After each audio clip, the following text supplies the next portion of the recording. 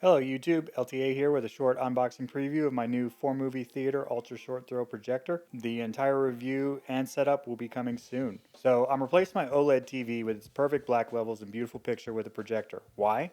Because OLED sucks. No, actually it's because OLED TVs just don't represent a good value with current pricing and technological limitations. I'm not going to go into those details, there's plenty of information you can find online about this. Instead, let me simply demonstrate with my LG C2, which is only a few years old.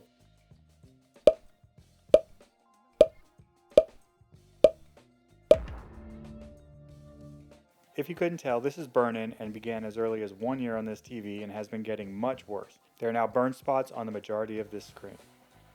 So, what's in this box that my dog is inspecting intently?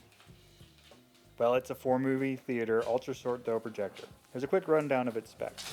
This will project an 80 to 150 inch image with a 0.23 to 1 throw ratio, meaning you can have this really close to the wall and under the area you want to project to. This is a 4K UHD design with triple laser setup, so you shouldn't experience any rainbow effects.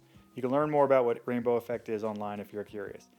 This projector has a brightness rated at 2800 ANSI lumens, which should be good enough for most applications. It supports Dolby's Atmos, DTS, X, and HD sound technologies.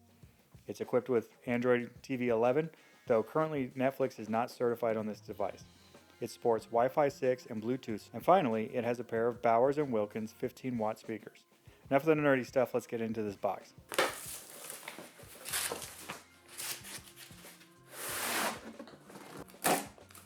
Right off the bat, I can see that this is well packaged. In the box you get standard user manual, warranty cards, and what looks like a microfiber cloth.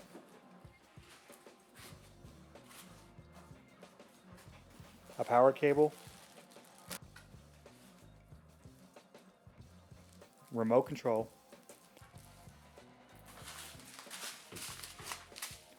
silica snacks. And now the star of the show, the projector. Let's take this dress off.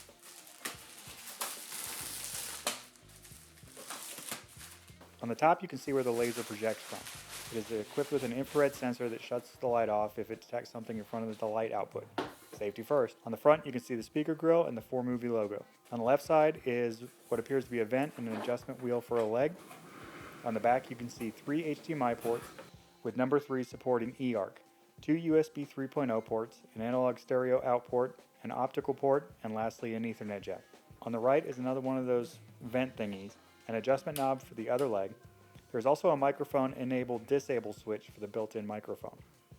Sorry to those with OCD, the video you're about to see contains an image with weird angles, shadows, and rotation. As soon as you turn the unit on, you need to pair the remote. I actually had to get really close to the unit to get this remote to register, but it works fine across the room afterwards. As soon as the remote is paired, you go to the image adjustment menu. I'm just skipping this for now since I'm not setting this up fully today.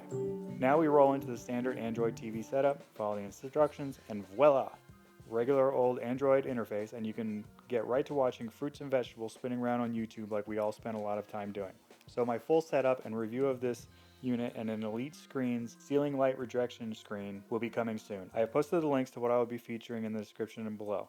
As an Amazon associate, I earn from qualifying purchases, though this video is not sponsored and comes out of my own pocket, so my review will be unbiased and my own opinion. Hit the subscribe video and keep an eye out for the full review soon. Please post in the comments if you would like me to cover any specific items during my setup or testing. LTA out.